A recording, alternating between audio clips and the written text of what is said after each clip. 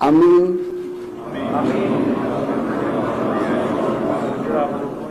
সংসদ সদস্য নির্বাচিত হইয়া সশ্রদ্ধ চিত্তে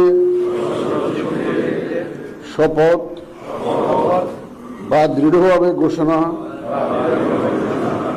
করিতেছি যে আমি যে কর্তব্যভার গ্রহণ করিতে যাইতেছি তাহা আইন অনুযায়ী